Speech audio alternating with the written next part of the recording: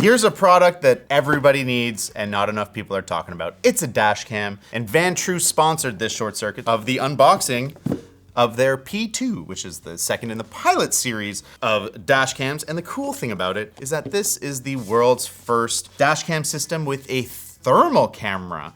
And you might be like, brother, why do you need a thermal camera? Nighttime.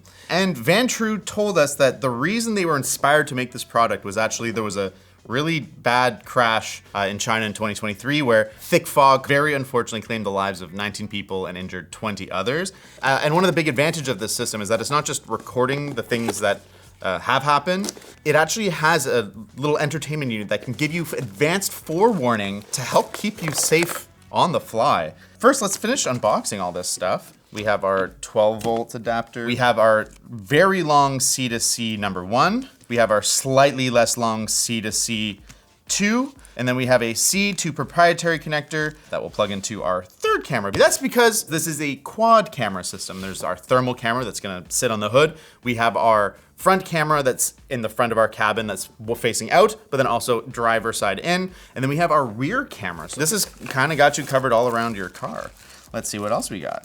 Okay, we have little cable management doohickeys. I think that's the technical term. We have other Velcro style cable management.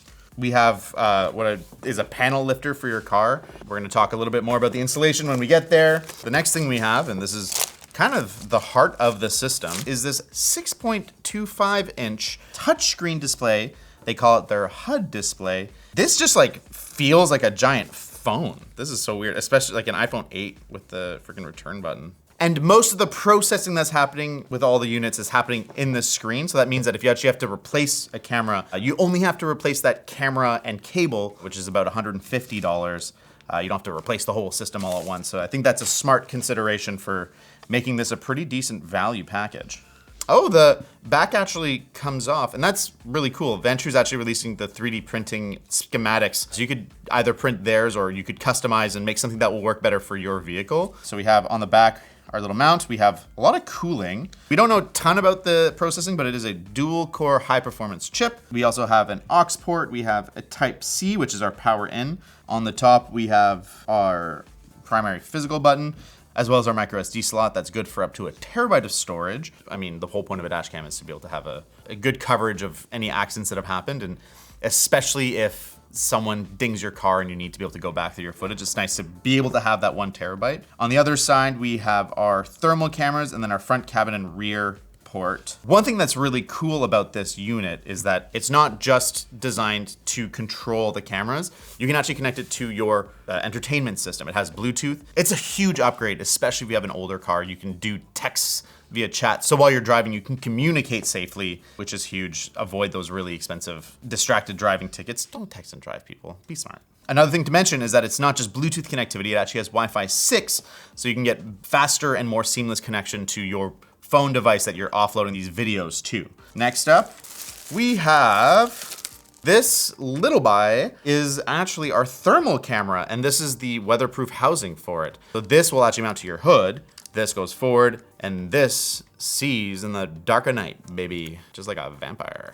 One thing of note is that this has to be on the outside of your vehicle because thermal imaging doesn't really work through glass. And so it has to be on the outside. You could mount it to your roof, you could mount it to your hood. And important to note, because this is gonna be on the outside of your car, the camera is IP67 rated, which means that it's fully waterproof. And then you also have weatherproof housing. What else we got? We have our front and cabin camera. We have our Type-C out. We have our 2 cameras. We have our one facing forward so we can capture the accents, and then we have the one facing the cabin. This might be something that you want, especially if you're like an Uber driver, you can record for your safety, or in a lawsuit, someone's claiming you were on your phone or you didn't have your seatbelt on. You can prove them right and defend yourself in the court of law. Lastly, we have our backup camera, which looks a fair bit like the front and cabin one, but is smaller with one single camera, and it faces the rear and it captures your butt. That's everything that's in the box. I say that as if there wasn't a freaking buttload of things in the box.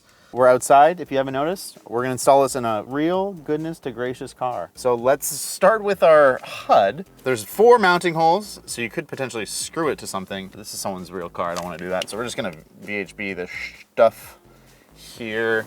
We are not gonna worry about cable management because this is just a temporary install.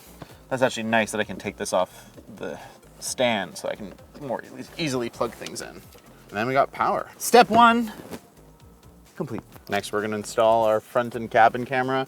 We're gonna get it high so it's kind of hidden by the visor thingy-maboober. It's called a rear view mirror for those who don't know.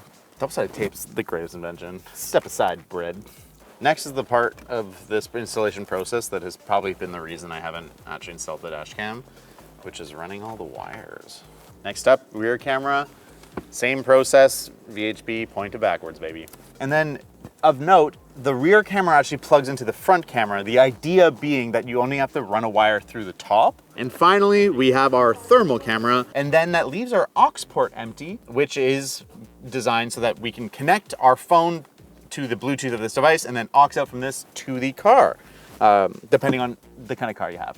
We can change the refresh rate, so 50 or 60 hertz. We can change our speed unit. I'm not a crazy person, so I'm gonna do kilometers. 5 gigahertz or 2.4 gigahertz, we're gonna stick to 5. Whoa, all right. We have our front camera, our thermal camera, our rear camera that is upside down. I'm hoping we can flip that.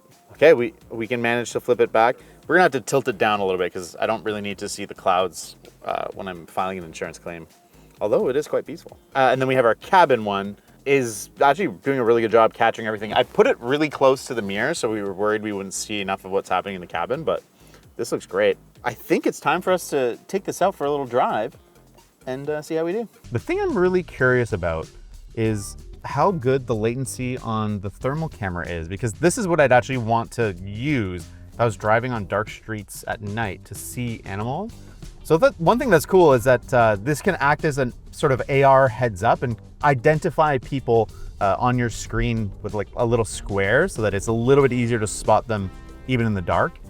If you're going for runs at night though, wear reflective assets. Pretty important to stay alive, you know what I'm saying? Another thing to note is that the thermal camera is not really meant for day use. It actually has a protection feature that it'll turn off the sensor if it's too bright or if it senses 3 seconds of bright lights coming at it so it doesn't damage that sensor. But it's working for us. We live in an overcast, eternal purgatory. One thing that's important is not to get distracted by looking at yourself. I mean, with one button press, you can turn it off. You don't have to worry about it. And in my case, I probably would keep it off because I do find myself constantly looking at the screen and I wouldn't be using the entertainment features, although you might want to, so let's take a look at those. We connected our phone via CarPlay. It took almost no time at all, really fast actually. The way that this car is set up, we are not going to connect to the entertainment system. You do need to connect via aux cable. It's a great option, but you still do have other CarPlay features like Siri. Hey Siri, direct me to the Linus Media Group offices. Easy peasy, baby. We want to make sure that our footage was actually recording, so we're going to check. Oh yeah, it's there. And one thing that's cool is that it's actually sorted from like normal videos, so just the continuous camera. We have event video, so if it knows that something happened, that'll be saved there. And then we have stuff from parking, which we don't have because we haven't been running it while parking. And then photos. So it's kind of nice that it's organized a little bit for you. I think now it's time to hand the keys back to Brad, let him drive around for the weekend and convene on Monday and take a look at our footage. We're back, it's Monday. Brad had the camera over the weekend, so we're gonna review some footage. I'm gonna need some help. We're gonna play a fun game of how bad of a driver is Brad. I didn't want to play this, he wanted to play this. Life had different ideas. I have to play this. To fill everyone in, I moved out here and crashed my car immediately. Nice. And so we are now learning if I was in a bad situation or if I'm a bad driver. Did you have a dash cam at the time? No. Did you wish you had a dash cam at the time? Maybe? Yeah. It depends on if you were at fault or not.